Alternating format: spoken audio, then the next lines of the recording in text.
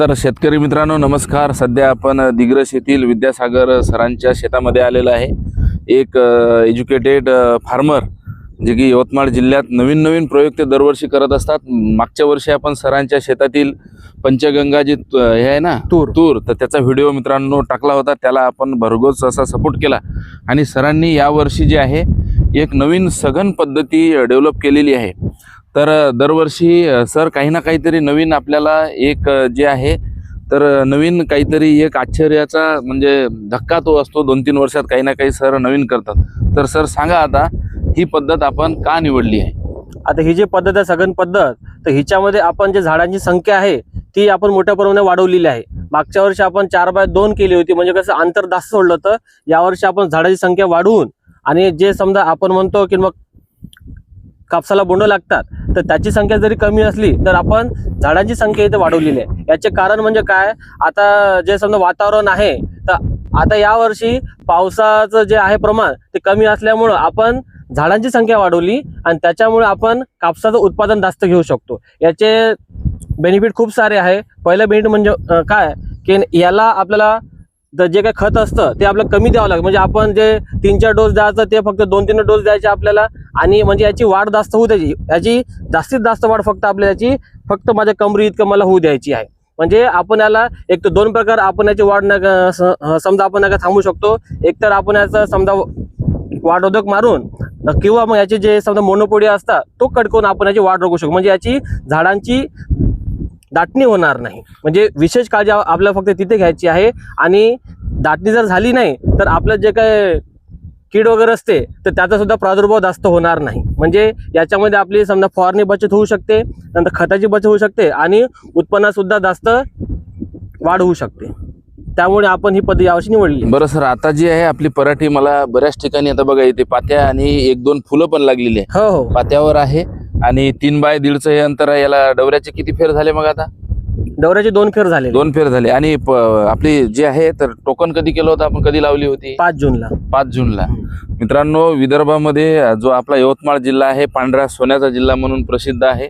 आणि सरांचं मग यावर्षी जे नियोजन आहे, कारण हे नियोजन आपल्याला दुसरं पीक लवकर घेता यावं. बरोबर आहे ना? म्हणजे जास्त डिस्टन्स जर ठेवलं समजा तर त्यामध्ये झाडाची संख्या कमी होते. तर इथं आपण बघू शकतो आता व्यवस्थित अंतरावर पराठी काही जास्त बाधाही नाही झालेली आहे.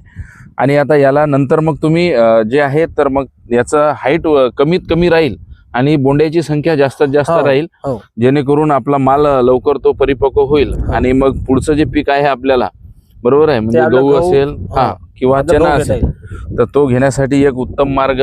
आणि मागील वर्षी तुम्ही सर नवीन प्रयोग करत असता. सरांनी जे आहे तर पराठी आणि सोयाबीन त्यावेळेला आपण पाहिलं होतं की पराठी आणि सोयाबीन दिग्रस मधला पहिला प्रयोग सरांनी केला होता. मग दरवर्षी काही ना काही आता तिकडं तुम्ही बघू शकता इथे जे सरांचं आपल्याला आहे पूर्ण तर ते जनावरांसाठी सरांचा गोठा आपल्याला त्या साईडला दिसतो आहे. म्हशी किती आहे सर? म्हशी म्हणजे समजा भावाच्या आहे तर 10-12 म्हशी आहेत. 10-12 म्हशी, गाई आणि बैल. म्हणजे या शेताला जे शेणखत लागतं तर ते या सगळ्या सरांची जी मेहनत आहे आणि त्यासाठी पूर्ण म्हशीसाठी जो चारा आहे तो आपल्याला दिसतो आहे. सरांनी इकडं जे आहे सोयाबीन आणि तूर म्हणजे प्रत्येक क्षेत्रामध्ये पीक सर बदलत असतात. आणि दरवर्षी काही ना काही, यावर्षी थोडा पाऊस लेट असल्यामुळं नवीन एक फॉर्म्युला आणला. साधंच त्यांनी सोयाबीन आणि तूर पेरली. नाही तर दरवर्षी सर काही ना काही त्यामध्ये प्रयोग करत असतात. म्हणून शेतकऱ्यांनी प्रयोगशील होत राहणं आणि एक हिम्मत करणं, डेअरिंग आहे ना. म्हणजे लहरों से डर कर नौका पार नहीं होती और कोशिश करने वाले की कभी हार नहीं होती.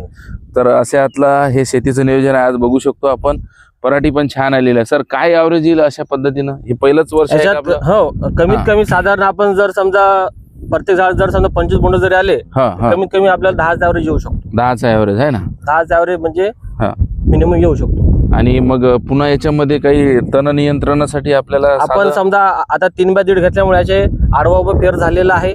आता एक फेर समजा अजून होईल, नंतर मग काही याला काही आवश्यकता पडणार असते. सर फवारण्या किती झाल्या आतापर्यंत? अजून सुद्धा तरी एकही फवारणी झाली नाही याला. एक समजा खताचा डोस समजा पेरताना दिला होता आपण आणि आता जेट दिलेला आपण आहे. बरं, म्हणजे विदाऊट फवारणीची ही पराठी आपल्याला पाहतो की सध्या कुठलाही याच्यावरती रोग नाही. आणि पराठी कुठली आहे सर? ही बियाणे आहे आपल्या राशीची आहे. राशीची आहे ना? राशी एकच आहे का काही असा बदलाव? त्यातनी मिक्स आहे. तर अशा पद्धतीनं यावर्षी सरांनी सघन पद्धती ही नवीन पद्धती आणलेली आहे आणि या नवीन पद्धतीचा ज्यावेळेस बोंड येतील, सध्या पात्यावर आहे, 5 जूनची ही पराठी आहे आणि ज्या वेळेला बोंड येतील आणि प्रत्यक्ष काढणी असेल त्याही वेळेला एखादा व्हिडिओ दरवर्षी आपला आता सरांसोबतचा येणार आहे आणि हे दिग्रसकरांसाठी एक नवीन प्रयोगशील शेतकरी म्हणून आमचे मित्र विद्यासागर सर हे दरवर्षी करत असतात. सर काय सांगसाल आपल्या प्रेक्षकांना काही संदेश आता? माझी हेच विनंती आहे की आता समजा वातावरण बदलत राहिल्यामुळे आपल्याला काहीतरी नवीन असं प्रयोग नेहमी करत राहिलं पाहिजे, म्हणजे जेणेकरून आपला कमी खर्चात जास्त उत्पादन झालं पाहिजे. बरं. आणि निश्चित आपण आपल्या चॅनलवर नवीन असाल तर चॅनलला लाईक, फॉलो, सबस्क्राईब, शेअर करायला विसरू नका.